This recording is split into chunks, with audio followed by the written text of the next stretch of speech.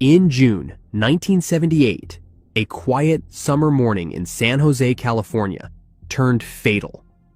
A beloved teacher lost her life. Decades later, a relative of the perpetrator came forward with a shocking confession. Diane Peterson was born in 1952 and lived in San Jose, California. By the age of 26, she worked as a teacher at Branham High School in San Jose, where she was well regarded by both colleagues and students. Outside of work, Diane lived a seemingly peaceful life. She had built a steady routine and surrounded herself with people who cared about her deeply. Whether at school or in her neighborhood, her presence left a positive impression wherever she went.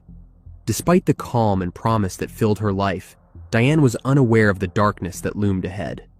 There was no indication that trouble was near, and nothing to suggest that her days would soon take a chilling turn. On June 16, 1978, Diane returned to Branham High School just a day after summer break had officially begun. Like many of her fellow teachers, she had come back to clean out her classroom and take care of end-of-year tasks. The school was relatively quiet, with only a handful of staff present, creating an atmosphere far different from the usual bustling school days. While inside the school building, Diane was suddenly and brutally attacked. She was stabbed in the chest in one of the corridors, the assault catching her completely off guard. In a panic, Diane ran across the campus, screaming for help as blood poured from her wound. Her assailant quickly fled the scene, disappearing before anyone could intervene. Despite her efforts to escape, Diane's injuries were severe. She eventually collapsed on the floor, unable to continue running. Her cries and the commotion quickly drew the attention of other teachers who were also on campus gathering their belongings for the summer. Alarmed and confused, they rushed to her side and found her lying on the ground, gravely wounded. In an attempt to save her life, several of the teachers began performing CPR while they waited for emergency responders to arrive. The chaotic and emotional scene unfolded rapidly, with hopes that help would come in time. The teachers worked desperately, refusing to give up even as the situation looked increasingly grim. Diane was transported to nearby Good Samaritan Hospital, where medical staff did everything they could. Sadly, despite the efforts of both her colleagues and emergency personnel, she was pronounced deceased shortly after arrival. The San Jose police were quickly called to the scene, stunned by the horrific nature of the crime. An investigation was launched immediately as officers secured the area and began gathering evidence. The fact that such a brutal act had occurred inside a school building during daylight hours deeply disturbed both law enforcement and the community. The police officials quickly began questioning witnesses in hopes of uncovering what led to the brutal crime. The investigators focused on finding out who might have had a motive to harm her, speaking with teachers, students, and staff present on the school grounds that day. As the investigation deepened, the authorities worked tirelessly to piece together the chain of events.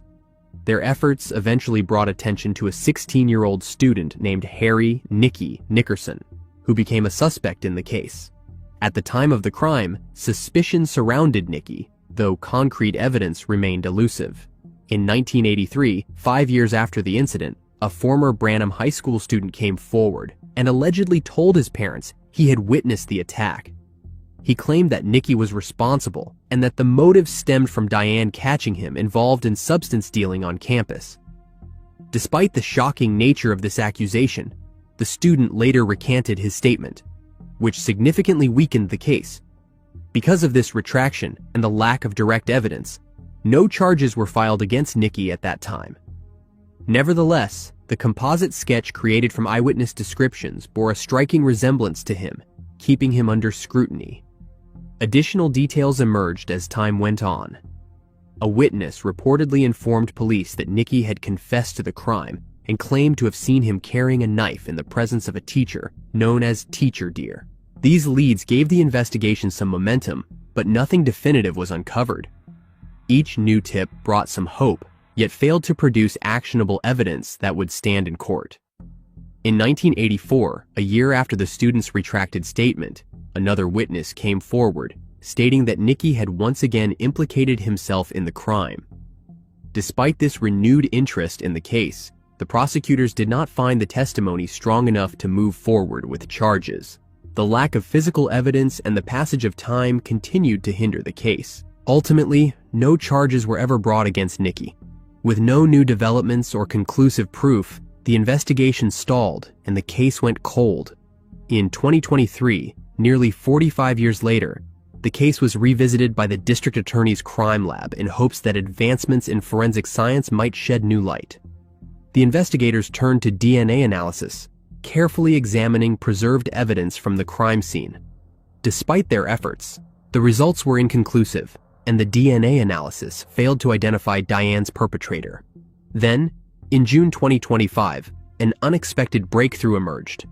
A relative of Harry Nicky Nickerson came forward to the authorities, providing a long-held confession that changed the course of the cold case. According to the family member, Nickerson had returned home just minutes after the crime on that summer day in 1978 and admitted to stabbing Diane. This revelation confirmed long-standing suspicions that had surrounded Nickerson for decades. Further investigation uncovered more details about Nickerson's life. The police learned that he had later been convicted of multiple serious crimes, including armed robbery, assault with a weapon, and kidnapping.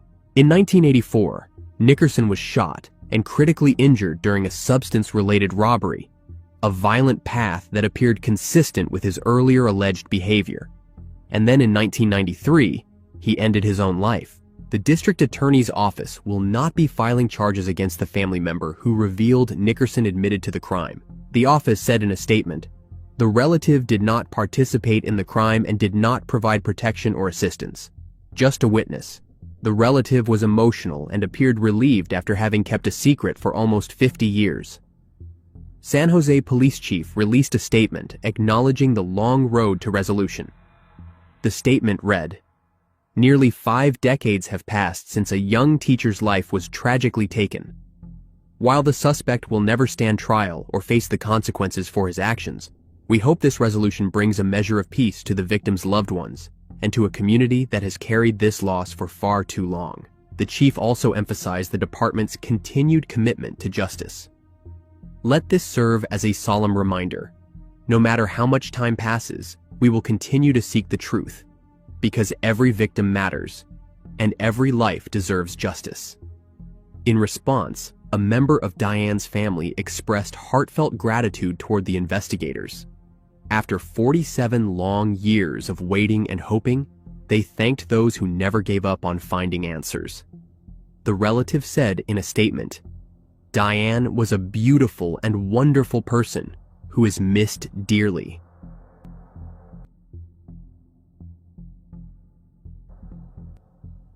In 2004, a local resident stumbled upon the body of a 43-year-old woman in a dirt field in Fresno, California. For over 2 decades, her loved ones were left without answers until a stunning breakthrough emerged. Barbara Lee, also known by the name Barbara Park, was born in 1961. At the age of 43, she was living in Fresno, California. On October 31st, 2004, a local resident made a horrifying discovery in a dirt field near California and Polk Avenues in Fresno. The lifeless body of Barbara Lee was found lying in the open, and the resident immediately contacted the authorities. The police arrived quickly and secured the scene, launching an investigation into the sudden and violent demise of the 43-year-old woman. It was clear from the outset that something terrible had happened. The detectives determined that Barbara's life had been ended right there in the field where she was discovered. There were no signs that her body had been moved from another location, which suggested that the crime had occurred at the scene. The officers began canvassing the area and reaching out to people in Barbara's life, hoping to piece together the last moments of her life. Interviews with friends and acquaintances were conducted with urgency. Through their inquiries, the investigators learned that Barbara was last seen alive the night before the crime, on the evening of October 30th. That detail gave them a narrow window to focus on, but it did little to uncover the full truth. There were no immediate witnesses to the crime, and no one could explain why Barbara would have been in that field or who she might have met there. The circumstances surrounding her presence in that isolated spot remained unclear. An autopsy later revealed that Barbara had lost her life from blunt force trauma. Despite the initial momentum of the investigation, the progress slowed as leads began to dry up. Eventually, with no suspects, no witnesses, and no solid trail to follow, Barbara's case went cold. In April 2025, more than 2 decades later, a major breakthrough finally brought renewed hope. The Fresno County Sheriff's Office Cold Case Unit, in collaboration with the Department of Justice Laboratory, revisited the physical evidence collected from the scene of the crime. Among the items preserved over the years was DNA evidence, which had been stored securely in the hopes that future advancements might eventually lead to answers. The DNA profile was carefully analyzed and uploaded to the combined DNA index system. This re-examination proved pivotal. The profile yielded a hit, linking the crime scene evidence directly to 61-year-old Robert Castillo. The match provided the investigators with the strongest lead the case had ever seen. Castillo was promptly taken into custody after the DNA analysis tied him not only to Barbara's case, but also to 2 other unsolved indecent assault cases from October 2003 and September 2004. These earlier assaults had remained open with no identified suspect, but the same DNA connected them, painting a disturbing picture of a pattern of violence. The link between these crimes added weight to the evidence and intensified the urgency of the arrest. In Castillo's case, his DNA had not been entered into the system until 2007, years after the crime against Barbara and after his prior incarcerations. Castillo had a documented criminal history, having served multiple prison sentences in the mid-1980s, late 1990s, and mid-2000s for various property crimes. However, none of those convictions had required his DNA to be entered into the national database at the time. It was not until legislative changes mandated DNA collection for more types of offenders that his profile was finally added, setting the stage for this eventual match. Castillo faces a series of serious charges in connection to all 3 the violent crimes tied to his DNA. The prosecutors are working to present a comprehensive case against him that spans multiple years and victims. If convicted on all counts, Castillo faces a maximum sentence of life in prison without the possibility of parole. Castillo remains in custody at the Fresno County Jail. His bail has been set at $2.1 million. He has not posted bail and continues to await further court proceedings while in detention. Fresno County District Attorney Lisa Smitkamp said in a statement, "I would like to offer my condolences to the Lee family. For all of this to be unearthed again after 20 years is very difficult. The investigators believe that there may be other victims and hope to bring closure to more families."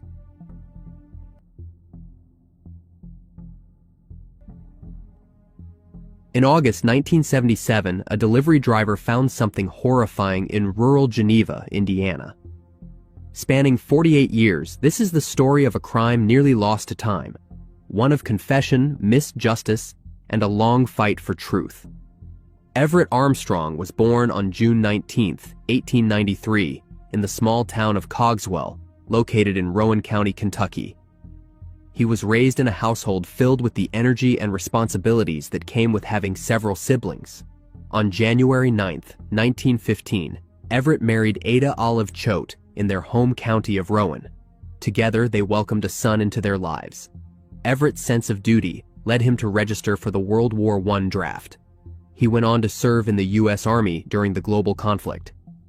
After returning from war, Everett resumed his civilian life.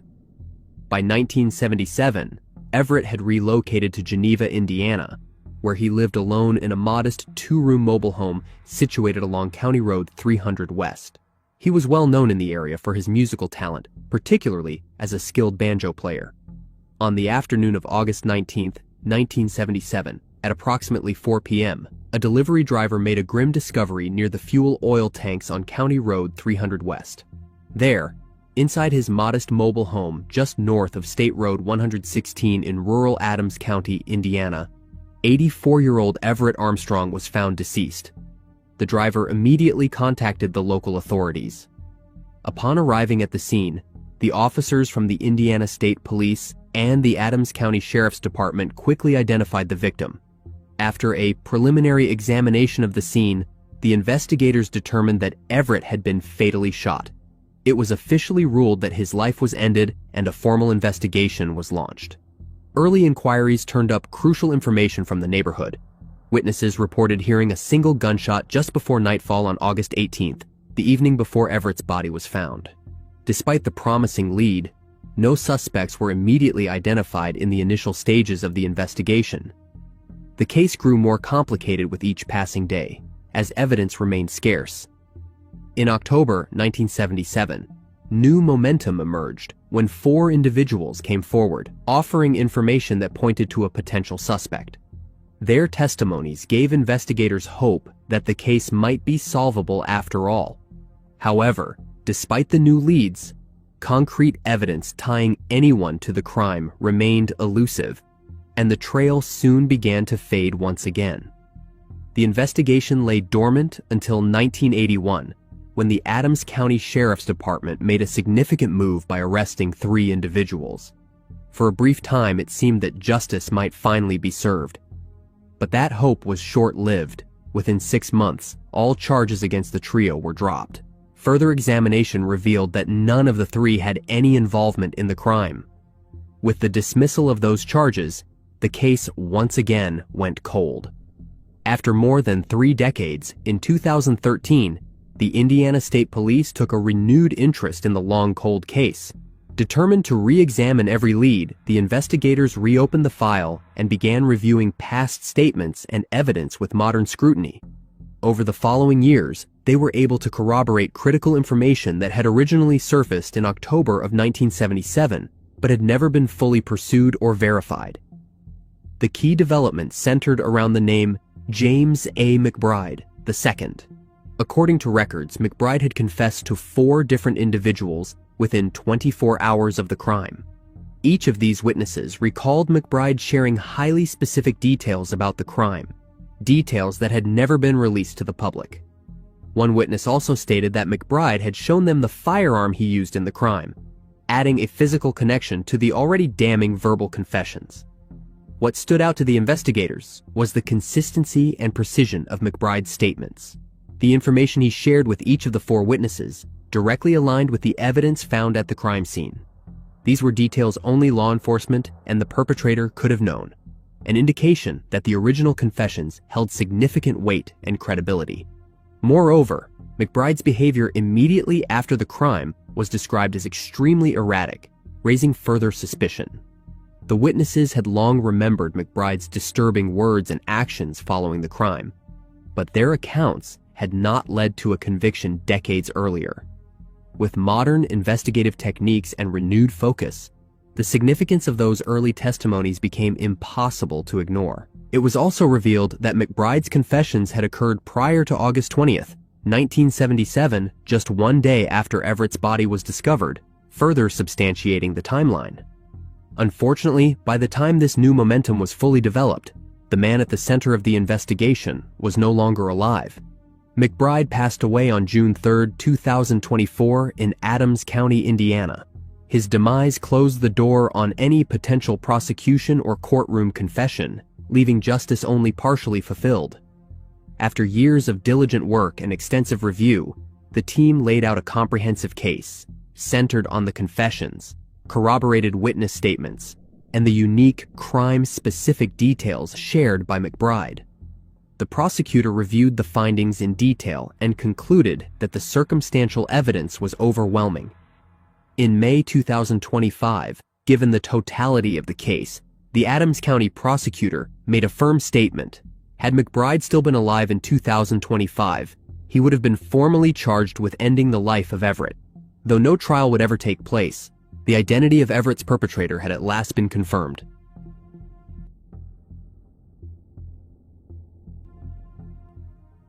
In May 1992, a passerby discovered the lifeless body of a woman in a narrow utility corridor in San Francisco, California. It would take over 3 decades and the advancement of forensic technology to breathe new life into her forgotten story. Nancy Hernandez was born in 1947. By the time she turned 47, she was living in San Francisco. Despite her age, Nancy lived without the stability many others took for granted. At some point in her life, Nancy became unhoused. The streets of San Francisco became both her home and her daily battleground. Her life became a constant struggle, marked by isolation and hardship. Yet, in the midst of her routine and hardship, something was about to change. Nancy had no way of knowing that her life was on the verge of a sudden dramatic shift. On the morning of May 2, 1992, a passerby made a grim discovery in a utility corridor on the unit block of Hong Ah Alley in San Francisco. A woman was found deceased in the narrow space, her body partially concealed from plain view. Alarmed by the scene, the witness quickly contacted the authorities. Within minutes, officers from the San Francisco Police Department arrived and secured the area, initiating an investigation into the circumstances surrounding the demise. The woman was soon identified as 45-year-old Nancy Hernandez. She had been using the utility corridor as a place to sleep. To the investigators, it quickly became evident that Nancy had not passed away from natural causes. The condition of the scene and the visible trauma to her body suggested a violent end. The San Francisco office of the chief medical examiner conducted a full autopsy. Their findings were grim. Nancy had suffered extensive physical trauma, including signs of being badly beaten. Most disturbingly, evidence revealed that she had been strangled. During the autopsy, swabs were collected to determine whether Nancy had also been the victim of an indecent assault. The evidence strongly suggested that she had endured violence in the final moments of her life. In 2005, over a decade after the crime took place, the DNA samples collected during the autopsy were sent to a crime lab for advanced testing. This step offered a new chance to identify the suspect, as DNA profiling had improved significantly in the years since the crime. The detectives were hopeful that science could provide the breakthrough traditional investigative methods had not achieved. However, despite the submission of DNA evidence and the passage of time, Nancy's case remained unresolved. The investigation stalled, and her file grew cold. After almost another 2 decades, on October 11, 2023, the San Francisco Police Department's Cold Case Unit officially reopened the case. The investigators revisited the DNA evidence that had been preserved since 1992. The crime lab submitted the DNA profiles to the Combined DNA Index System. The breakthrough came swiftly. The DNA profile matched an individual named Ricky Dawson. This was not the first time Dawson's name had come up in connection with violent crimes. He had already been linked to 3 other cold case indecent assault slayings, each in different states: Panama Beach, Florida, Seattle, Washington, and Denver, Colorado. The pattern of violence in those cases bore a chilling resemblance to Nancy's, reinforcing the likelihood that the same individual was responsible. For the one in Florida, he was sentenced to 25 years in jail. By February 2023, Dawson was also charged in Denver for the 1996 cold case of a woman, further solidifying the mounting evidence against him. He was in custody, awaiting trial for that case. The investigators in San Francisco moved quickly to secure justice for Nancy, using the DNA link to formally connect Dawson to her case. On January 2, 2025, an arrest warrant was officially issued for Dawson. The authorities placed a hold on him, ensuring that he would not be released before facing legal proceedings for Nancy's case. The legal process in Colorado will take precedence, but arrangements are already in place for what comes next. Once the trial in Denver concludes, Dawson will be transported to San Francisco to answer for Nancy's case. San Francisco Police Chief Bill Scott said in a statement, "No matter how old a case is, this is proof that we will never rest until a case is solved. I want to thank our cold case investigators who have worked diligently on this case to bring justice to Ms. Hernandez and her family." In July 1980, a man's body was found dumped off Interstate 5 just south of Woodburn, Oregon. Labeled only as John Doe, the case went cold for decades. On July 18, 1980, a man's body was discovered along Interstate 5 south of Portland, near Woodburn, Oregon. The discovery was made after someone contacted the authorities to report the presence of a body, prompting law enforcement to respond swiftly. Upon arrival, the police cordoned off the scene and initiated a formal investigation. The location, near a stretch of highway in Marion County, was remote enough to suggest the body had been deliberately left there, away from immediate public view. As the investigation unfolded, the primary challenge for the detectives was identifying the victim. There were no forms of identification on the body, and the condition of the remains offered few immediate clues. Forensic examination revealed disturbing details. The victim had been given substances, was indecently assaulted, and ultimately strangled. These findings painted a grim picture of the final moments the man had endured before being discarded beside the interstate. Further investigation revealed a chilling detail. The body had been found in the same area where another victim had been discovered just 1 day earlier. This proximity raised immediate concerns for law enforcement. The similarity in location and the method of disposal prompted the investigators to consider the possibility of a serial offender. However, without knowing the identity of the victims, the police faced significant limitations in building any connections or profiling a potential suspect. Over time, momentum slowed, evidence degraded, leads dried up, and public attention faded. Despite the disturbing nature of the crime, the victim remained nameless, and the investigation found itself at an end. Eventually, the case went cold. In January 2024, 44 years later, an investigator from the Orange County Sheriff's Department contacted the Oregon State Police Cold Case Unit with a new opportunity to revisit the decades-old John Doe case from 1980. The investigator offered specialized assistance using forensic investigative genetic genealogy. A preserved blood sample was sent to Parabon Nanolabs. There, scientists were able to develop a detailed genetic profile from the sample, something that had not been technologically possible at the time of the original investigation. This profile gave investigators a new starting point, allowing them to search for biological relatives of the unidentified man.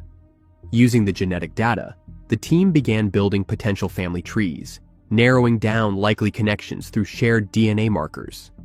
As leads emerged, the investigators reached out to individuals who appeared to be closely related to the victim. Several family members agreed to submit their own DNA samples for comparison, hoping to finally shed light on the mystery of a long-lost loved one. The results confirmed a match. The unknown victim, referred to for over 4 decades only as John Doe, was positively identified as Larry Eugene Parks. His family had not heard from him since 1979, the year before his body was discovered in Oregon. They revealed that he was last seen alive in Pensacola, Florida, and had lost all contact with them in the time leading up to his disappearance. Larry was born in 1950. He attended college at some point, but his academic journey was cut short when he made the decision to drop out. It led directly to his draft into the U.S. Army during the Vietnam War era. Upon being drafted, Larry underwent training at several key military installations. These included Fort Hamilton, Fort Dix, and Fort Riley, each base representing a step deeper into the rigorous structure of Army life.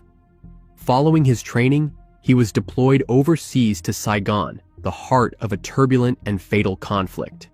Serving in the Vietnam War undoubtedly left a lasting impression on him. With the confirmation of Larry's identity, the investigators were finally able to close one chapter of the case that had haunted them for 45 years. With the mystery of his identity unraveled, law enforcement agencies are shifting their focus to the next phase of the investigation, uncovering who was responsible for his demise. In May 2025, the police were able to identify a suspect in connection with the long unsolved case.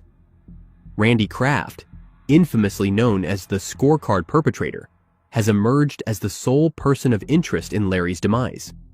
Kraft, nearing 80 years old and currently incarcerated at San Quentin State Prison, has a long and violent history.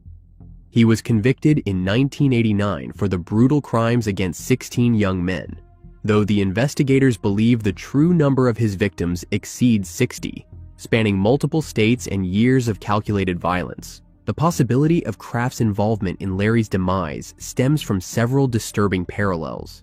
Kraft was known to target young men, often hitchhikers or those perceived as transient, luring them under false pretenses before giving him substances, indecently assaulting, and then ending their lives.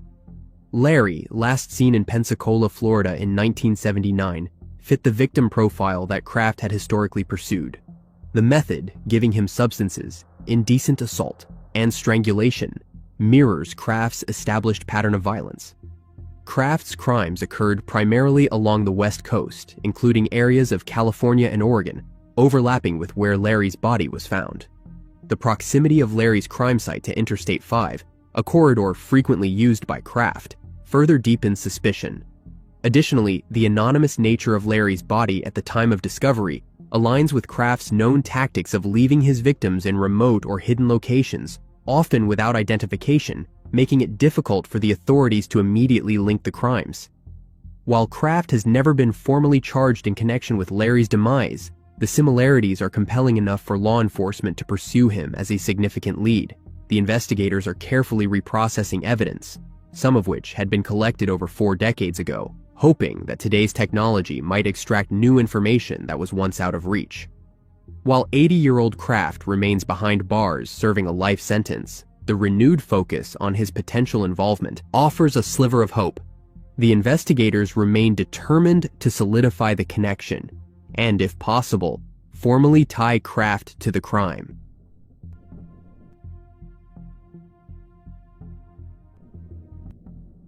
In May 1985, a passerby made a chilling discovery in Utah. A young woman's body, lifeless and brutalized. For nearly 40 years, her family had no answers, just grief, silence, and the haunting question: who would do this?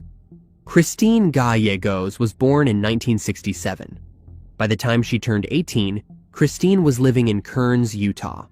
She was engaged to a man named Troy, and the couple was making plans for a future together. On May 16, 1985, a passerby driving near 1384 South Jefferson Street, not far from the old Dirks Field area in Salt Lake City, noticed something unusual by the side of the road. Upon closer inspection, they realized it was a body and immediately contacted the authorities. The police responded quickly, securing the area and launching a full-scale investigation into what would become one of the city's most haunting cases. Upon arriving at the scene, the officers worked methodically to gather evidence and assess the circumstances surrounding the discovery. It did not take long for them to identify the victim as 18-year-old Christine Gallegos. The police investigators immediately began canvassing the area, searching for witnesses and anyone who might have seen Christine in the hours leading up to her demise. Through their efforts, they learned that Christine had last been seen on the night of May 15th. Around 10:30 p.m., she had been hitchhiking to work on 4000 West in Salt Lake City. That would be the last time anyone saw her alive. She had been beaten, indecently assaulted, and ultimately fatally shot. Additionally, evidence at the scene revealed she had also been stabbed. The detectives concluded that Christine had fought back against her attacker with everything she had, but the assailant had overpowered her in a horrific sequence of events. Over the years, law enforcement poured immense resources into solving the case. The Utah Bureau of Forensic Services and Sorensen Forensics conducted multiple rounds of forensic testing, hoping that advances in technology would yield a breakthrough. Despite their persistent efforts, however, no viable leads surfaced, and the identity of Christine's perpetrator remained a mystery. As time passed, the case gradually grew cold. In 2023, nearly 4 decades after Christine's tragic demise, her case was brought back into focus. With the support of Utah's Cold Case Review Board and the Utah State Crime Lab, the investigators re-examined the evidence, focusing on an unknown male DNA profile that had previously been entered into the combined DNA index system. The renewed investigation aimed to take advantage of technological advances that had not been available during the original inquiry. Through the assistance of the Utah Department of Public Safety's State Bureau of Investigation and funding provided by the Assault Kit Initiative grant, the detectives sent preserved evidence to Othram in late 2023. The lab performed advanced DNA analysis using investigative genetic genealogy, a powerful method that combines DNA testing with genealogical research to identify suspects. The results brought a long-awaited breakthrough in May 2025. The analysis identified Ricky Lee Stallworth as the likely suspect. To confirm the findings, the investigators obtained a voluntary DNA sample from a member of Stallworth's family. The sample was a definitive match to the unknown DNA profile found at the crime scene. At the time of the crime in 1985, Stallworth had been a 27-year-old airman stationed at Hill Air Force Base. However, any opportunity for interrogation or further questioning ended when the detectives learned that Stallworth had passed away of natural causes in July 2023, just months before he was identified. One of the enduring mysteries of the case is the nature of the relationship, if any, between Christine and her perpetrator. Throughout the original investigation and even during the renewed inquiry, no evidence surfaced to suggest that Christine had known Stallworth. Her family and friends could not recall ever hearing his name, and there were no connections tying the two together. This lack of clarity leaves open questions about how their paths may have crossed and what may have led to the crime. The Utah State Bureau of Investigation issued a statement following the resolution of the case. They emphasized their commitment to justice through victim-centered investigations that hold offenders accountable, while also acknowledging the limitations of their outcome. The statement read, "Handcuffs, however, do not equal healing." Though an arrest was no longer possible, the identification of Christine's perpetrator was seen as a significant step toward justice and closure for those who had waited decades for answers. Christine's family has been formally notified that her case has been solved. While the resolution may never fully erase the pain of her loss, it has provided long overdue answers. Christine's mother, Leah, thanked the police for continuing to investigate her daughter's case even when the trail ran cold. She said, "I did not know I was going to speak. I just know that I sure miss this girl every day. I wonder about the kids that she would have, and I watch other people with their daughters, their grandkids."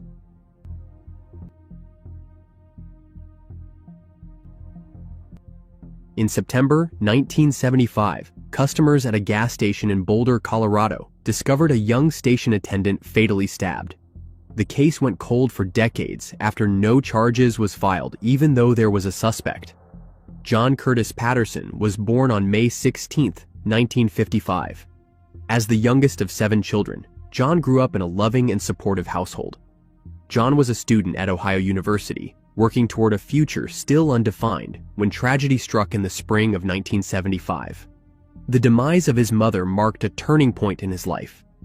Grieving and disoriented, he made the difficult decision to leave school and begin anew elsewhere. That decision took him far from home, to Colorado, a place that promised both distance and distraction from his recent loss.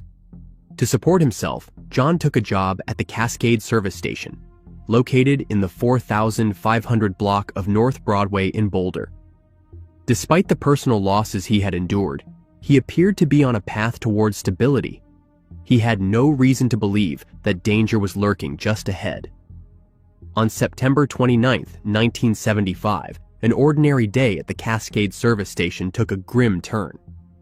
Customers inside the gas station grew concerned when they heard disturbing sounds coming from the restroom, what they described as the noise of someone vomiting. When they investigated further, they discovered a horrifying scene. John was found bound, bleeding, and vomiting blood. The shocked witnesses quickly contacted the authorities, prompting an urgent response from the Boulder County Sheriff's Office. The deputies arrived promptly at the 4500 block of North Broadway, where they found 20-year-old John deceased in the restroom. John, who had been working as a clerk at the station, had suffered a fatal stab wound to the chest. As the detectives began piecing together the events, signs pointed to robbery as the possible motive. The cash drawer at the station had been left open, suggesting that money may have been taken. Additionally, 2 unfired .30 caliber cartridges were discovered on the restroom floor near John's body. These cartridges bore extractor marks and showed signs of light primer strikes, indicating that someone may have attempted to fire the weapon unsuccessfully during the attack. The investigation soon focused on 32-year-old Luis Jess Lucero, a man with a lengthy criminal record that included prior arrests for robbery, burglary, substance violations, and weapons charges. Lucero had been staying at a nearby motel, also located in the 4500 block of North Broadway, just a short distance from the scene of the crime. This proximity raised immediate suspicions, and the detectives began a deeper inquiry into his possible involvement. A search of Lucero's motel room yielded critical evidence. Among the items found was a .30 caliber M1 carbine firearm and a knife that matched the wound inflicted on John. Forensic examination revealed fibers from John's shirt, both on the knife and in its sheath. Additionally, hairs recovered from Lucero's boots were consistent with those from John's head. These findings firmly linked Lucero to the crime scene and to the victim. Despite the compelling evidence, the case took an unexpected turn. Lucero was interviewed by detectives, as were many others connected to the area and the incident. Though he was arrested in 1975, for reasons that remain unclear, he was released before formal charges were filed. The decision to release him left the case unresolved, but the Boulder County Sheriff's detectives have continued to pursue leads and revisit the case over the decades, determined to find justice for John. Advancements in forensic technology would eventually breathe new life into the decades-old investigation. Utilizing the ballistics IQ device, the detectives were able to make a crucial connection. The two unfired .30 caliber cartridges found at the crime scene and those recovered from Lucero's motel room had been chambered in the same firearm, Lucero's own .30 caliber M1 carbine. This marked a major development in the case, offering modern scientific confirmation of what investigators had long suspected.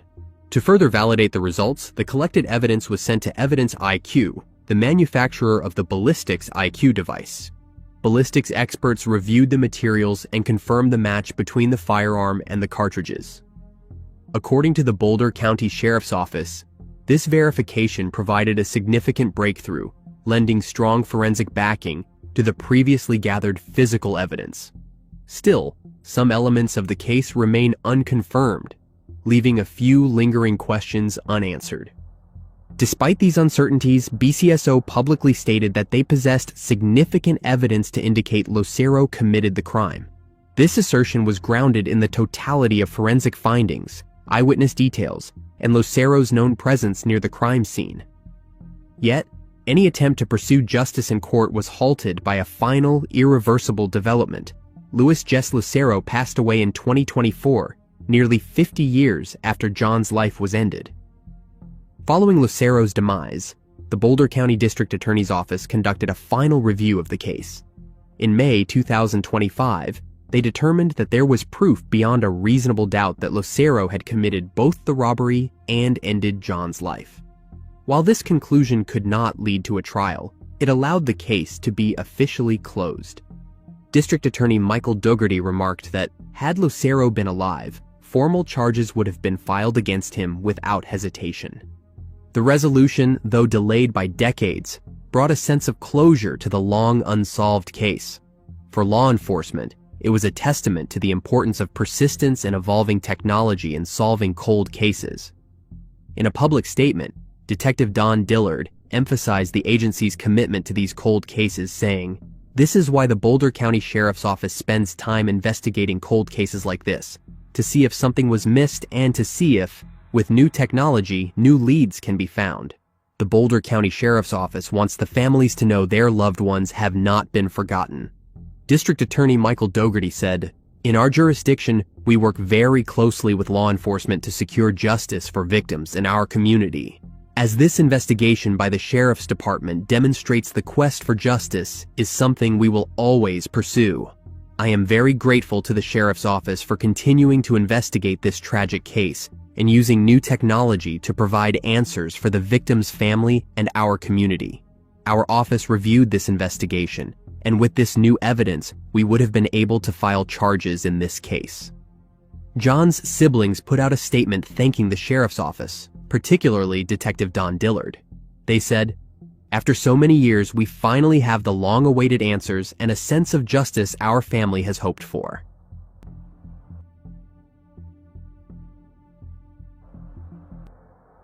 In July 1981, workers in San Jose, California, made the discovery of human remains.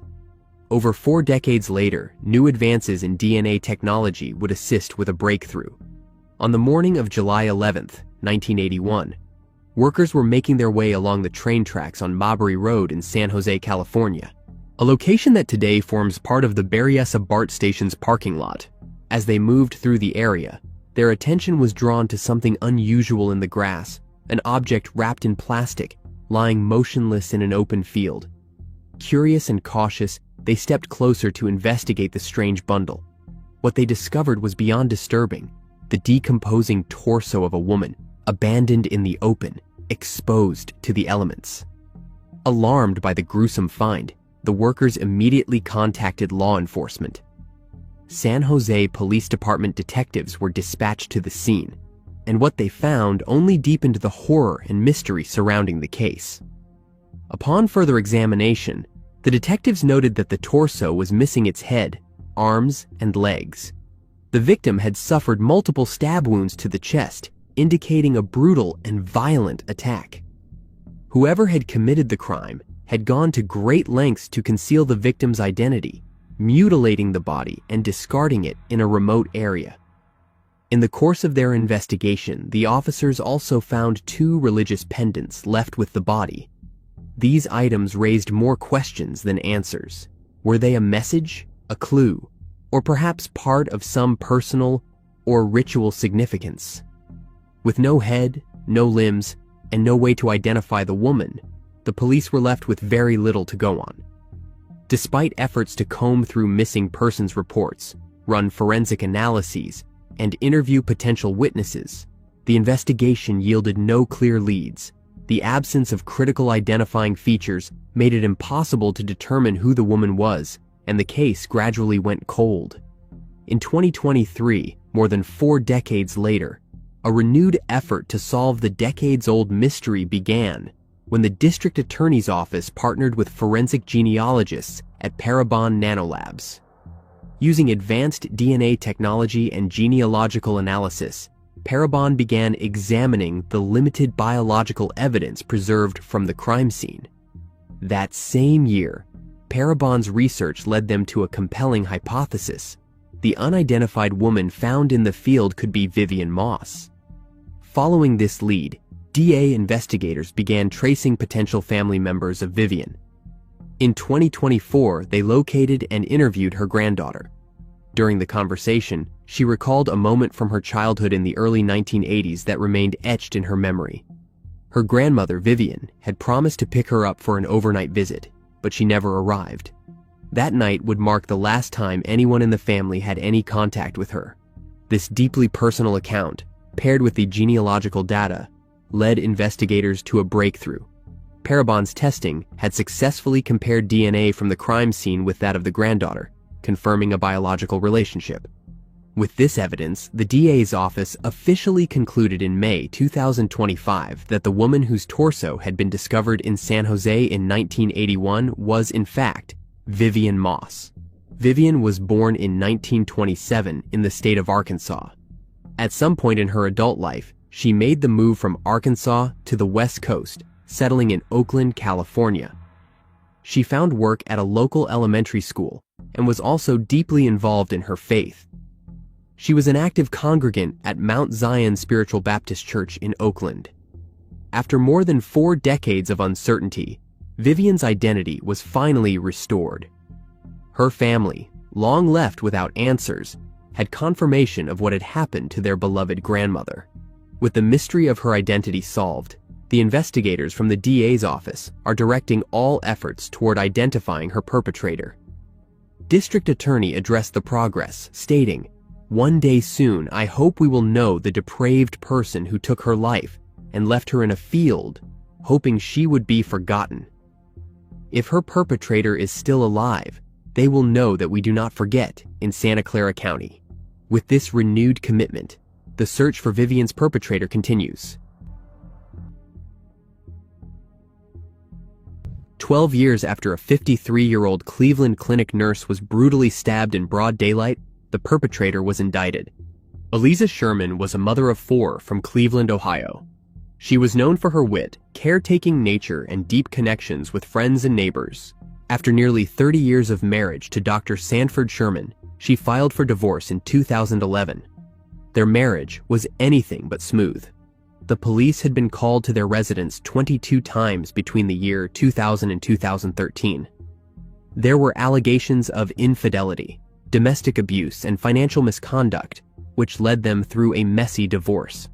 2 days before the divorce trial was set to begin on March 24, 2013, she went to see her divorce attorney, Gregory Moore. Her attorney contacted her and said that he needed to meet with her. She was waiting for someone to unlock the doors at Moore's office building. She waited for about an hour before she decided to return to her car. As she was on her way to her car, an individual approached her on East 12th Street, circled behind her, chased her, and then fatally stabbed her 11 times. She was stabbed once in the right arm, twice in the neck, and 8 times in the back. An employee working in a building nearby heard her screaming and rushed downstairs, where he found her almost lifeless body on a downtown Cleveland sidewalk. He called 911 and she was rushed to the Metro Health Medical Center, where she was pronounced deceased at 6:14 p.m. Aliza's loved one raised funds for reward money for any information about her tragic end, but there was no luck and the case went cold. Her husband apparently refused to cooperate with the police, and he moved to Florida. Attorney Moore was no stranger to the authorities either. In December 2013, he was indicted for making bomb threats to delay trials in 2012, and in January 2016, he was indicted for obstruction and falsification for lying to the police about his whereabouts during Aliza's attack. In May 2017, he pleaded guilty to the falsification and bomb threat charges. He was sentenced to serve 180 days in jail, 36 months of community control, and 150 hours of court work service. His law license was suspended in 2017, and he resigned the following year. At the time, he said that he regretted his past actions. The Ohio Bureau of Criminal Investigation took over the cold case in 2021. Aliza's husband passed away in July 2023 at the age of 68. In May 2025, 51-year-old Moore was arrested by U.S. Marshals in Texas after a county grand jury indicted him on charges of aggravated slaying, 6 counts of slaying, 2 counts of kidnapping, and conspiracy. He has pleaded not guilty. His bond was set at $2 million. The judge also ordered Moore to provide a DNA sample and ordered him not to have any contact with Aliza's family. The Cuyahoga County prosecutor said that Moore planned this crime ahead of time, lied to the police, and hid evidence. The indictment stated that Moore allegedly planned to kidnap Aliza to postpone her divorce trial. Moore was unprepared to try the case, in part because he was handling numerous cases after his law partners at Stafford Law Co. had their licenses suspended. The firm had already billed Aliza $100,000 for the divorce proceedings. Moore was also given control of a mobile broadband Wi-Fi hotspot on the firm's account. That allowed him to message Aliza the day that she lost her life, while his phone was not directly connected to a cell tower, thereby avoiding location evidence, according to the indictment. The unsealed documents include messages between Moore and Aliza showing how he called her to the office, which was locked. At Moore's arraignment, Kevin Filiatrott, the lead assistant county prosecutor on the case, said that people aided Moore in destroying electronic evidence. He said 21 minutes of video footage from the firm's building, which would have captured the crime, went missing. Someone also deleted a voicemail left with the firm by Aliza. That was when she was attacked and stabbed by either Moore or an assailant. Moore swiped into the office later that evening and messaged Aliza to mislead the investigators. Cuyahoga County prosecutors confirmed that Aliza's husband was not suspected of being a co-conspirator in this case. The mother of 4 has been remembered as a beloved fertility nurse. Rallies and vigils to honor her memory have been held on the anniversary of her demise. Her daughter, Jennifer Sherman, thanked the authorities for their unwavering dedication in seeking justice for Aliza. In 2023, Jennifer started the Aliza Sherman Fund, which raises money for Cleveland Clinic patients and caregivers who have experienced violence. The money will also be allocated to introduce programs aimed at prevention and raising awareness. Harry Shin, Aliza's brother, said, I am in shock because after 12 years, you do not expect it. The best word to sum up my feelings at this point would be bittersweet. Glad they got the person, but the memories are painful. Cuyahoga County Prosecutor Michael O'Malley said in a statement, "The Sherman family has waited over a decade for answers regarding their mother's case. Through the tenacious work of multiple law enforcement agencies, evidence was accumulated that paints the unmistakable picture that Gregory Moore orchestrated and participated in the brutal slaying of Aliza Sherman." Attorney General Dave Yost, whose Bureau of Criminal Investigations took over the case in 2021, previously said that the break in the case came from new analytical tools and maybe fresh eyes. He was reluctant to divulge many details with a likely jury trial looming, but said that much of the investigation focused on messages between Moore and Aliza. On July 3, 2025, Moore posted a $2 million bond, and on July 7th, Cuyahoga County Prosecutor Michael O'Malley filed an emergency motion to request GPS monitoring for Moore. Judge Cravache said Moore cannot have firearms or a passport. He is not allowed to travel outside of the state or country. Moore is also restricted from some locations to keep the Sherman family's safety in mind. If he violates any of these, he will be arrested without bond.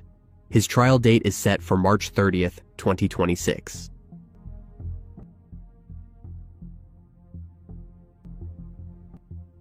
Two lovers committed a gruesome crime in 2003 just so that they could be together. It took investigators more than 2 decades to crack the case. David Vanderzee of Randall, Wisconsin, was a Navy veteran. David met his wife, Roxana, online in 2000, and the couple married in 2003. On September 23, 2003, 47-year-old David was found deceased by his wife, Roxana Vanderzee, in their residence in Powers Lake, just 8 weeks after they had gotten married. David lost his life due to 5 gunshot wounds to the back of his head. He was shot execution style. The investigators suspected that David knew his assailant and was not fearful because there was no sign of either forced entry or a struggle. On the night David was shot, Roxana claimed that she got off work at 5:45 p.m. and went shopping in Gurnee before she returned home at 8 p.m. to find her husband lying lifeless in a pool of blood. At the time, Roxana was allegedly having an affair with John Viscasil. She reportedly had moved in with John only weeks after her husband was found deceased in his home. John and David were reportedly close friends. During the 2003 investigation, John told the police that he visited David around 2 p.m. the day of the crime, but went home, covered his boat, and went fishing on Powers Lake from 6 until 8 p.m. After searching John's home, the investigators also seized multiple .38 caliber revolvers and boxes of matching ammunition from John's home in the weeks after the shooting. While the weapon used in the shooting was never recovered, the investigators said that bullet fragments were consistent with firearms previously owned by John. David's case went cold, as there was not enough evidence to arrest Roxana and John as suspects at the time. The case remained cold until more than 2 decades later, in 2025, when new statements from a former girlfriend of John's cast doubt on his original alibi. John claimed that he had been fishing from his boat by himself the evening in question, an activity that his then-girlfriend said was odd and out of character. She also noted that when John returned from his purported fishing trip, he immediately put the clothes he had been wearing into the washer. John later claimed to the investigators that he did so because he had fallen into the lake and needed to change. His girlfriend does not recall him coming home wet, and certainly does not remember making a fuss over a wet mess, as John initially claimed shortly after the shooting. Kenosha County District Attorney Xavier Solis said reopening the case was a priority for his office. On May 28, 2025, 70-year-old Roxana Collins of McHenry, Illinois, was taken into custody regarding an arrest warrant for first-degree intentional slaying, as a party to a crime, and use of a dangerous weapon. She was being held in the McHenry County Jail with a $75,000 cash bond, pending extradition to Wisconsin. On the same day, 70-year-old John J. Viscasil of Genoa City was also taken into custody regarding an arrest warrant for first-degree intentional slaying, as a party to a crime, and use of a dangerous weapon. He is being held in the Kenosha County Jail with a $500,000 cash bond. The authorities said that the arrests were the result of continued diligent detective work and investigation. Court records showed that Roxana was freed from the Kenosha County Jail at 6:49 p.m. on June 3rd after paying the court-imposed bail. If the pair is convicted, they face life in prison. If you have additional information on this case, please contact the Kenosha County Sheriff's Office Detective Bureau at 262-605-5102.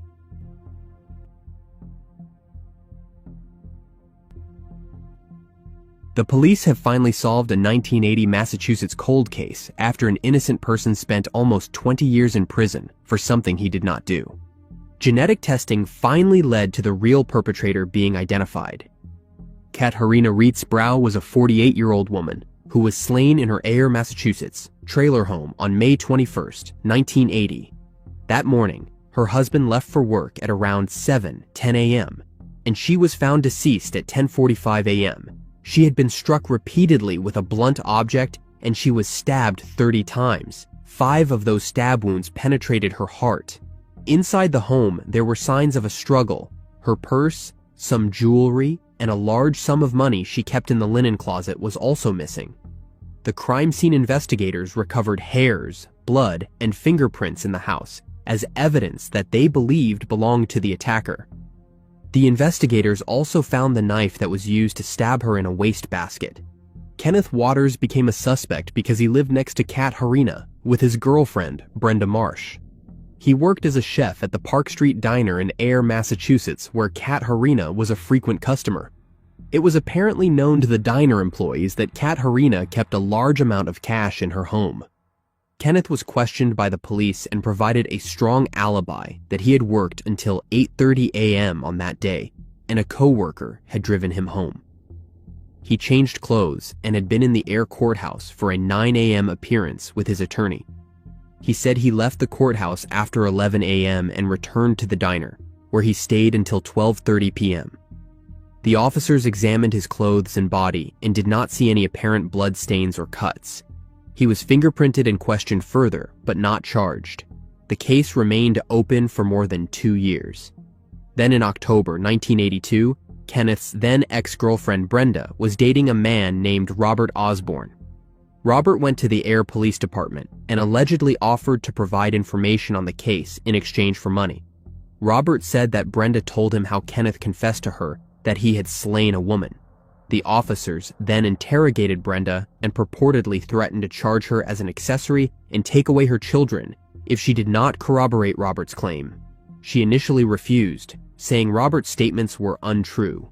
Eventually, however, she agreed to cooperate, and she told the police that Kenneth had returned home on the morning of May 21st with a long, deep scratch on his face.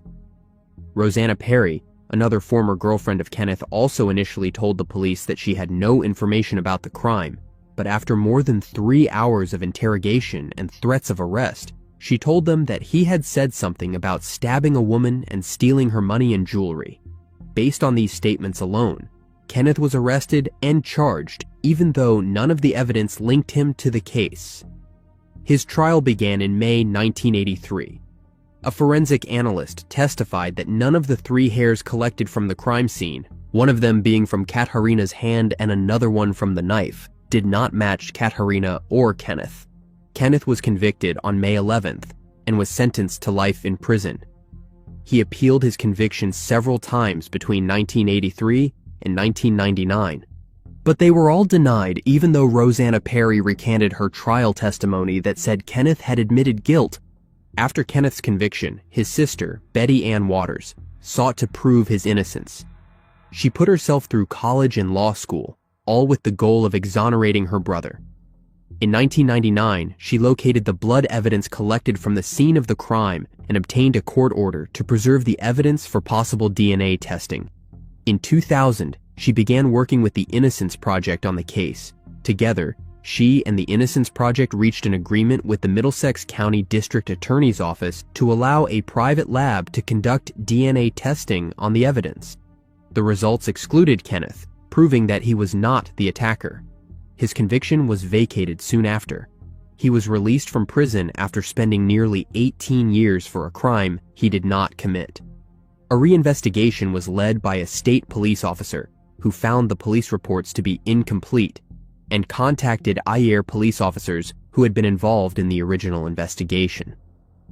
At this point, for the first time, the police turned over complete records from the case, including a police report confirming Kenneth's work schedule and extensive documentation on the fingerprint evidence that had been collected before trial. On March 15, 2001, the district attorney's office dropped all charges against Kenneth and his exoneration became official. Sadly, Kenneth could not enjoy his freedom for very long. He passed away in a tragic accident on September 19th, only 6 months after he was released from prison. He was 47 years old. His sister reflected on her brother's life after his exoneration, saying, "Kenny had the best 6 months of his life. After so many years behind bars, the world was new to him." More than 2 decades later, in 2022, the cold case unit of the Middlesex District Attorney's Office used forensic investigative genetic genealogy to identify the man who had actually left his blood at the crime scene. Working with forensic chemists at Parabon Nanolabs, the investigators were able to isolate a genetic line that identified 2 potential suspects who were brothers. Both were deceased. The investigators tracked down 2 living relatives of those brothers who agreed to cooperate with the investigation. Scientists were then able to pinpoint Joseph Leo Boudreau as the likely culprit.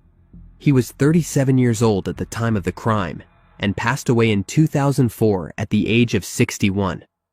Boudreau was born in Natick in 1943. He worked in Framingham and was convicted of armed robbery in New Hampshire in 1975. In 1987, he moved to Maine, where he lived until he passed away.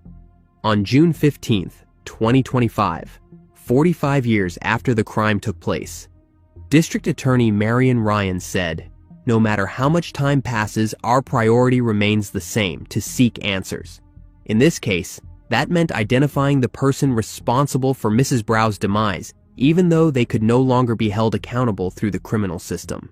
Today, we are able to name her perpetrator and provide long overdue clarity to her family.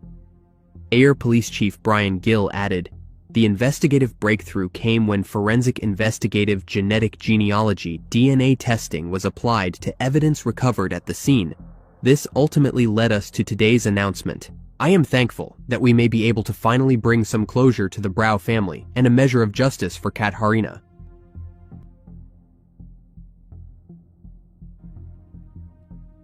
A man who took the lives of 2 family members in 1992 in China remained free for 3 decades. On July 22, 1992, a perpetrator used a kitchen knife to fatally stab a mother and a 17-year-old girl at their home in a village in Huaiyuan County in southwestern China's Sichuan province. The 17-year-old girl's boyfriend and the son of the mother, surnamed Li, who was 29 years old, fled the country. Because of the limitations in communications and technology, the police were unable to find any critical leads to where he is, and the case went cold. Upon reviewing the case in 2024, more than 3 decades later, the investigators unexpectedly discovered that Li's elder brother's wife had mysteriously disappeared 2 months after Li fled the country. His brother did not report her missing to the police, as the couple had a troubled relationship. A rumor circulating widely in the village suggested that the sister-in-law, surnamed Gu, had previously had an affair with Li, which drew the attention of the police. While the officers were investigating Gu's family, they learned that she had visited them in 2013. Gu had a son and a daughter, but they did not know where she lived. The police managed to locate the mobile number Gu once used. After tracing the number, the officers deduced that Gu likely lived in Jiangmen, Guangdong Province in southern China. A road surveillance camera image from the city captured a woman on a pedicab who bore a strong resemblance to Gu. After following the trail of the pedicab, the officers arrived in a small hamlet in suburban Jiangmen, where the villagers reported that the woman in the photo shown by the police and her husband, both speaking with a Sichuan accent, had lived there for about 30 years, raising a son and a daughter. The husband was believed to be Li. An officer posing as a customer approached the woman's husband at a construction site where he worked. The officer secretly collected a cigarette butt discarded by Lee and sent it for DNA testing, which confirmed his identity. After 32 years, Lee was arrested in September 2024. In 2025, Lee confessed to the police that he had ended the lives of his then-girlfriend after she demanded a large sum of money from his mother, threatening to end their relationship if her request was not met. He said that he accidentally stabbed his mother while trying to stab his girlfriend. Lee told the police, "I was exhausted while on the run. I lost track of how many years had passed and even forgot my ID number and my original name." He added, "Life has been difficult for me over the years. You finally came. I am relieved to leave this life behind." Lee said after the double stabbing, he hid in a nearby mountain for 2 months, during which Gu frequently brought him food and clothing. When he proposed that they elope, she agreed without hesitation. Lee has been charged with intentionally ending someone's life, and a verdict has yet to be reached. It remains unclear whether Gu will face any consequences.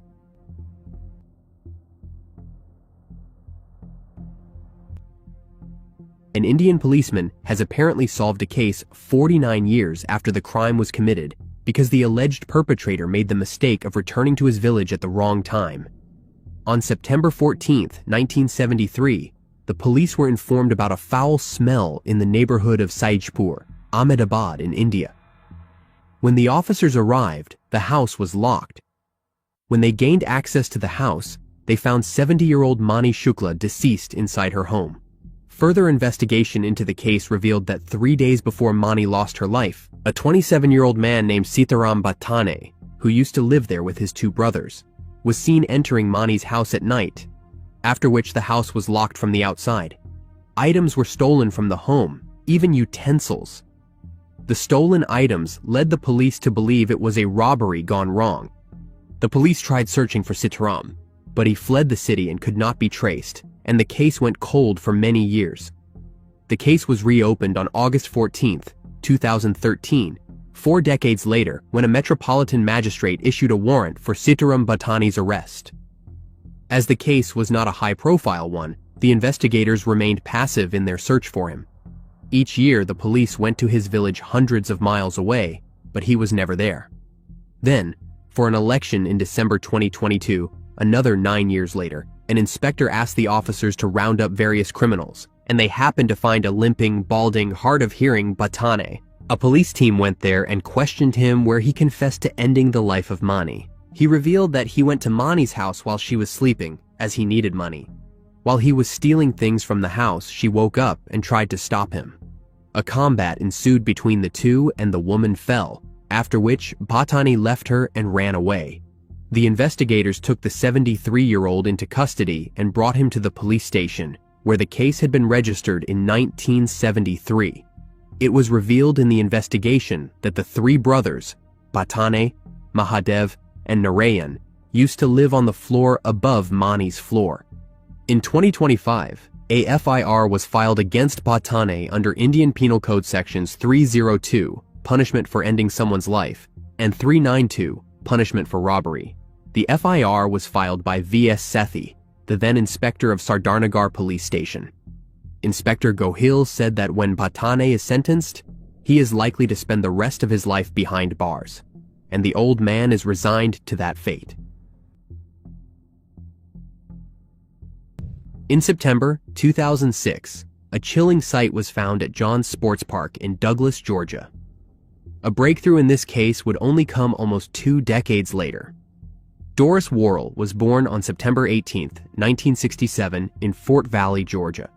As a young adult, Doris married John Worrell, and together they built a life centered on love, family, and hard work.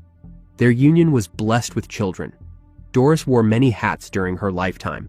Before committing herself fully to motherhood, she worked as both a teacher and an interior designer. She and John were also entrepreneurs. Together, they ran a recreation business called John's Sports Park, located in Douglas, Georgia. On the morning of September 20, 2006, John stepped out briefly from John's Sports Park. It was a routine outing, nothing unusual, until he returned and walked into a scene that would shatter his world. There, on the floor, lay his wife, 39-year-old Doris, lifeless. In shock, John quickly contacted the authorities. At approximately 11:17 a.m., officers from the Coffee County Sheriff's Office responded to the emergency call. The cause of demise was an apparent gunshot wound, marking the beginning of an investigation that would expose a tangled web beneath the surface. As the investigation unfolded, law enforcement began piecing together the timeline. John told the police that he had left the business around 9:40 a.m. to run errands and returned roughly at 11:15 a.m. to find his wife lifeless. The initial theory pointed to a robbery gone wrong. 2 employees were even arrested and charged with conspiracy. However, the charges were eventually dropped due to insufficient evidence, leaving investigators searching for another explanation. Deeper scrutiny uncovered a troubling layer to the case. Evidence began to emerge that John had been involved in an inappropriate relationship with the couple's 18-year-old live-in nanny, Paula Yarberry. This revelation came at a time when John and Doris were reportedly experiencing marital strife. The investigators speculated that John feared losing custody of their 3 children if the couple were to separate or divorce. Following the crime, John's movements raised further suspicion. He first traveled to Fernandina Beach, Florida, before eventually making his way to Costa Rica. Meanwhile, Paola was detained and sent to an immigration facility, then deported due to her lack of proper documentation. Despite this, sightings of John and Paola together in Costa Rica began to surface. Though both John and Paola denied being in a relationship, their behavior told a different story. Reports indicated that the two were raising Doris's children together as if they were their own. As public sympathy for John diminished and the investigation started to shift its focus toward him, his behavior changed dramatically. He did what many guilty parties do when the walls begin to close in: he ran. Due to a lack of evidence, the case eventually went cold. By April 2025, almost 2 decades later, investigators uncovered that John and Paola had ended their relationship. This significant development provided a critical opportunity for law enforcement. With this new opening, agents from the Georgia Bureau of Investigation traveled to Costa Rica in hopes of gaining cooperation from Paola Yarberry. Their gamble paid off. Paola agreed to speak. Her testimony, paired with both previously collected evidence and newly corroborated details, was the breakthrough investigators had long awaited. With Paola's cooperation, the authorities were finally able to secure arrest warrants for John.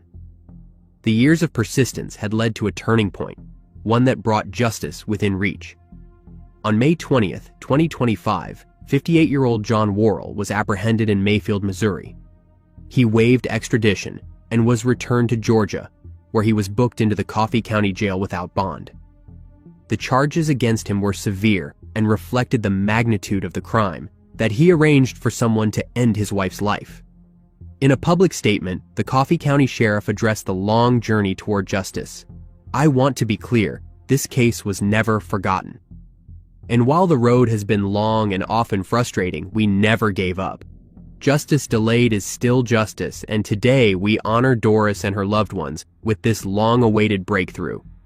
Leanne Tuggle, Doris's older sister, also spoke out in the wake of the arrest. Her words carried deep emotional weight as she remembered her sister and the years of unanswered questions.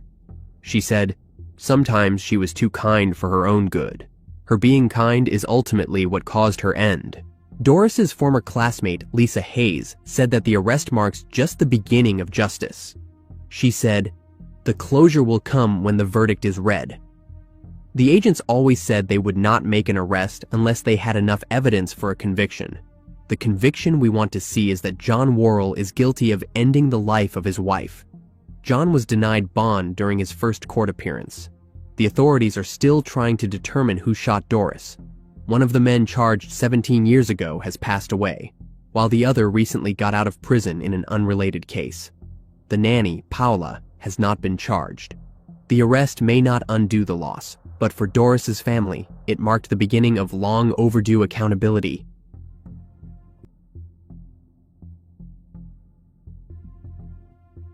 On March 17, 2010, what began as an ordinary day at a family-run furniture store in Dothan, Alabama, ended in a senseless act of violence. The case went cold for years, despite continued efforts by law enforcement and the unwavering hope of a grieving family. Grace Ann Bridges Dedert was born on June 27, 1940. Grace made her home in Dothan, Alabama. She was married to Don Dedert, and together they raised 4 children. Beyond her responsibilities at home, Grace also worked as a nurse, dedicating herself to helping others, a profession that spoke to her caring and nurturing nature. At the age of 69, Grace remained active and committed to her work. She managed Dedert's new and used furniture, a family-owned business located at 966 South Park Avenue in Dothan. On March 17, 2010, the day began like any other for Grace. She was at her place of work, tending to her small business, just as she had done countless times before. The routine nature of the morning gave no warning of what was to come. Sometime during the day, an unknown individual entered the store, shot Grace, and left without drawing attention, escaping with a pocket full of cash. A customer later walked into the store, only to be confronted with a horrifying scene. The customer quickly contacted the local authorities, and the police officers promptly responded to the call. Upon their arrival, they discovered Grace inside the store, suffering from a single gunshot wound. Tragically, she was pronounced deceased at the scene. The fatal shot had struck her in the abdomen. As the investigators surveyed the scene, they observed signs that Grace had attempted to call for help. Evidence suggested she struggled to dial 911 in her final moments before losing consciousness. The initial assessment by law enforcement pointed to a robbery gone wrong. The missing cash and lack of forced entry suggested the motive was financial, with the situation escalating fatally.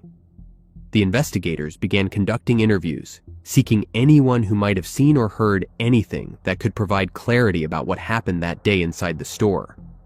Despite their efforts, the investigation yielded few leads. Witnesses, if any, had little information to offer. The absence of surveillance footage or identifiable suspects made the case especially difficult to crack.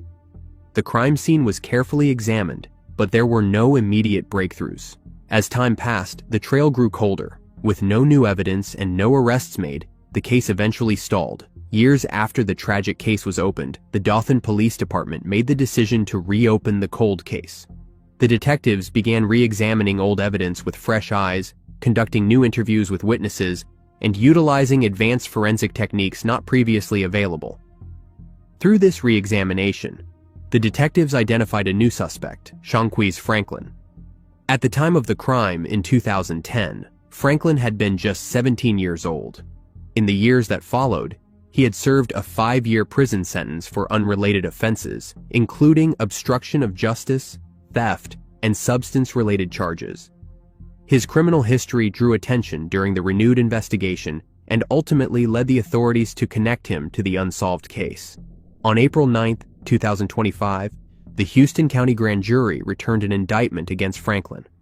That same day, he was taken into custody and booked into the Houston County Jail. Due to the fact that Franklin was a juvenile at the time of the offense, Alabama juvenile privacy laws prevent the authorities from releasing further personal details about him. As Franklin awaits trial, the indictment marks a significant milestone in a case that had remained unsolved for 15 years. Despite the time that had passed, law enforcement officials never gave up on seeking the truth and holding someone accountable for Grace's demise. Wendy Northington, Grace's daughter, said, "To us, that was who she was. Amazing. She was amazing Grace. She was a registered nurse and was a caregiver. She saved many lives. She was just our best friend, our mentor. We just loved everything about her."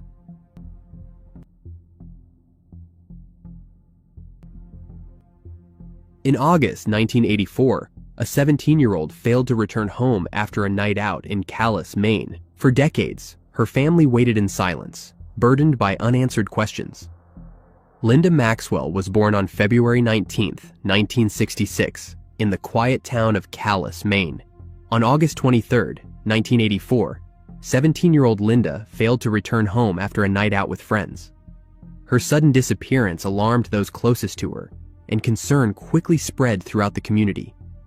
It was unlike Linda to vanish without contact. and the unease prompted her family to file a missing person report without delay. The investigators acted swiftly, launching a search to locate the missing teenager. They retraced her steps, interviewed friends, and scoured the areas she was known to frequent. The urgency of the situation was clear, and law enforcement hoped that early action might lead to a breakthrough. Tragically, just 2 days later, on August 25th, the search came to a devastating end. A body was discovered along the riverbank in Robbinston, Maine, not far from her hometown. The authorities confirmed that the remains belonged to Linda.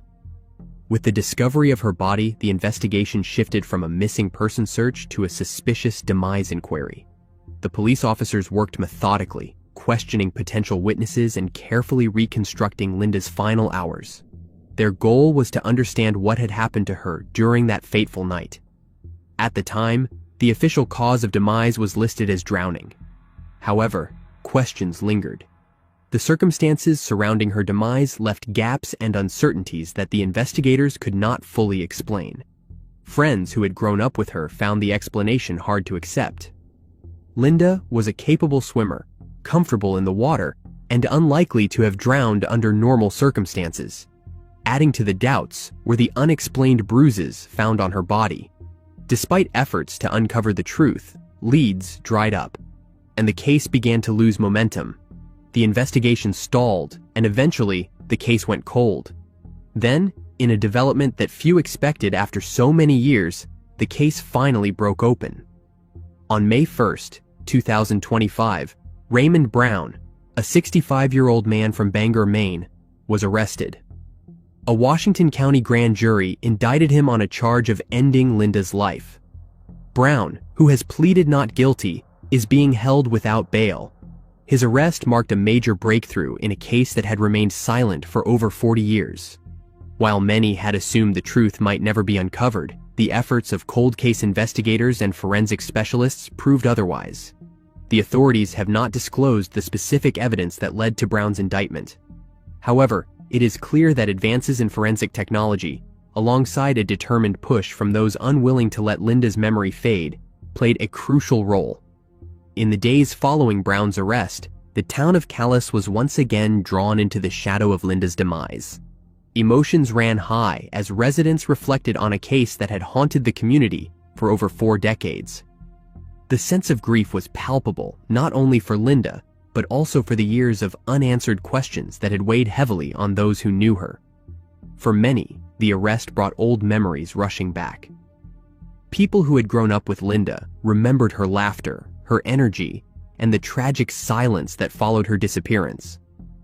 Others, who were younger at the time or had since moved away, felt the shock of realization that someone had lived freely for so many years. Some had vague recollections of him, others were stunned to learn his name. The thought that the alleged perpetrator had lived without suspicion for so long unsettled many. Brown remains in custody, formally indicted and awaiting trial. Prosecutors are preparing a case built on newly surfaced forensic evidence, paired with testimonies from both original and recent witnesses. In addition to that, Brown's criminal history may play a critical role in court. A conviction could result in a life sentence.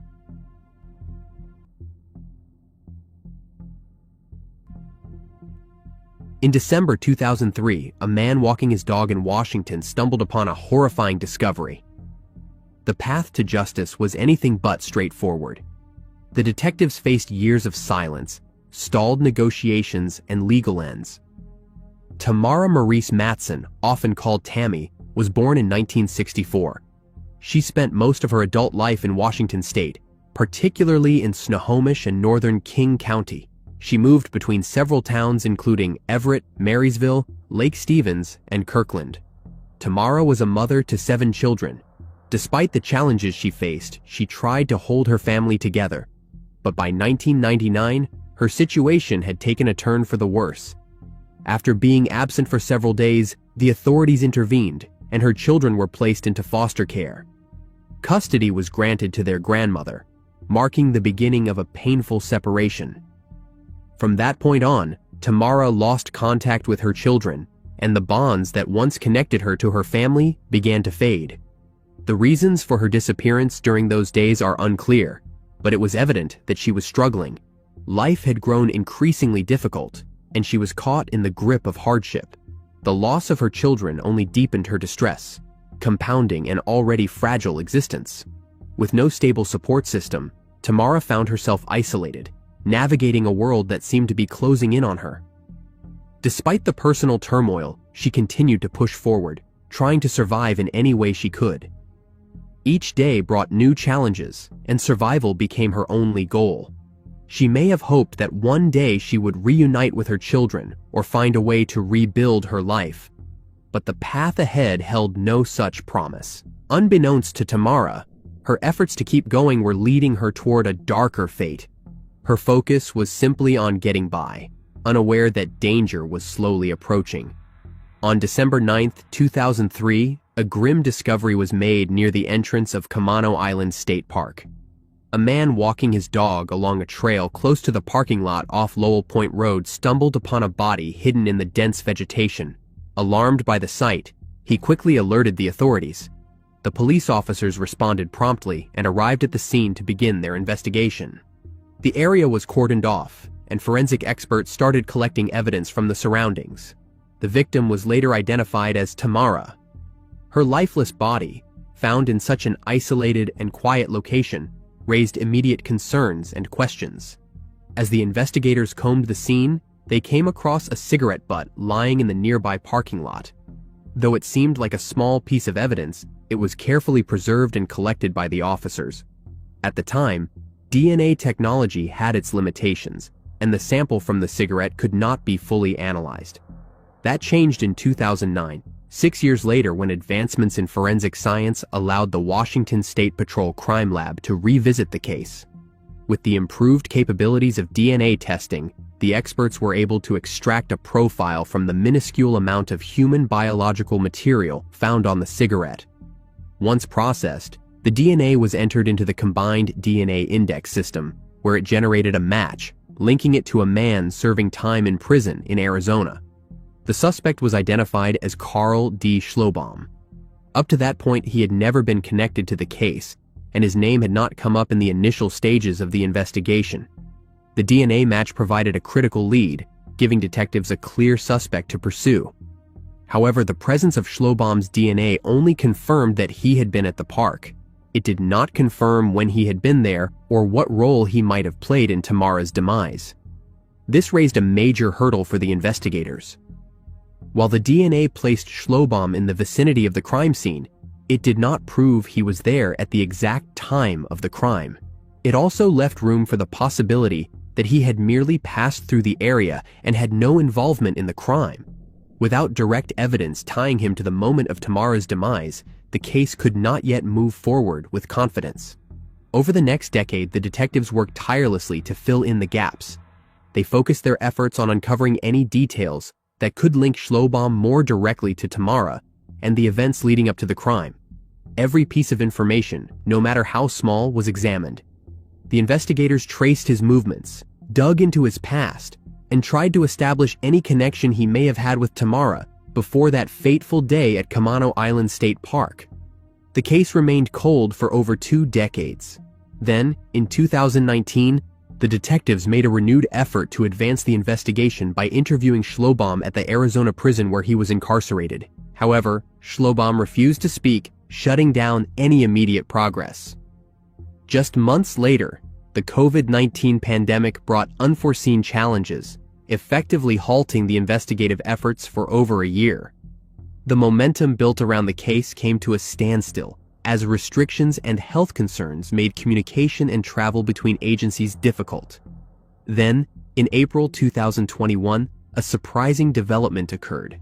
Schlobaum sent a letter to Island County detectives, claiming that he had information about Tamara Mattson's case. In exchange for sharing what he knew, he included a long list of demands.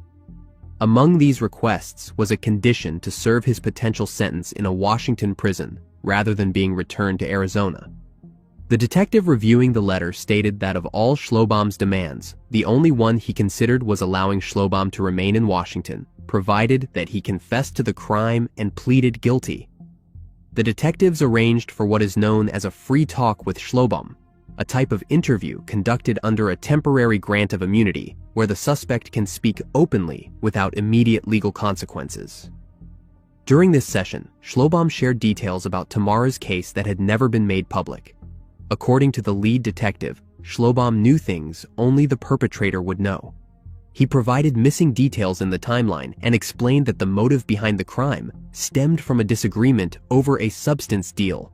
The information was enough to convince the detectives that they had finally identified Tamara's perpetrator. Following the interview, an agreement was drafted. Schlobohm would sign a sworn confession once the Arizona and Washington Departments of Corrections finalized his transfer. He would then be formally charged in Island County with premeditated slaying in the first degree and kidnapping in the first degree. But negotiations fell apart when the detective could not secure a permanent prison placement for Schlobohm in Washington. Without that assurance, Schlobohm refused to sign the confession. And without the confession, there was not enough legal evidence to formally charge him. The case stalled again. In 2024, another 3 years later, the detectives made another attempt to re-establish contact with Schlobohm. But this time, their efforts were met with silence. In October of that year, a family member reached out to inform the detective that Schlobohm had suffered multiple debilitating strokes and was living with advanced dementia.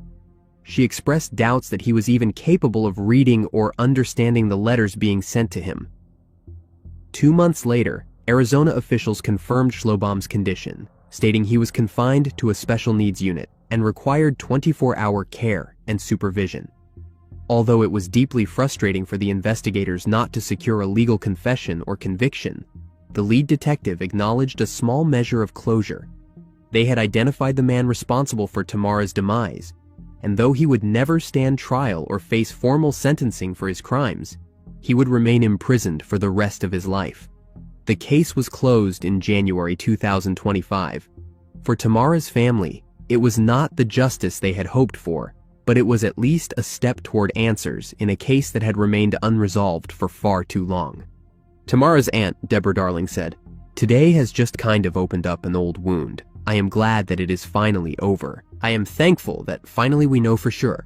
But I always knew, and her mother always knew it was Carl." She added, I called, and would have a conversation, and they would explain to me they do not have enough, and if they heard anything, they would let me know, but I stayed on Tammy's case for many, many years. I wanted justice for Tammy. I wanted justice for her mother and her kids. She deserved that. He is not charged with Tammy's end, but he is going to spend the rest of his life in prison, and he has to answer to one. He has another one he is going to have to answer to, one much bigger. She also said, "We the family just have to, rest now and know that she is at peace, and that he will spend the rest of his life, what a little bit of life he has left in prison, pay for what he has done,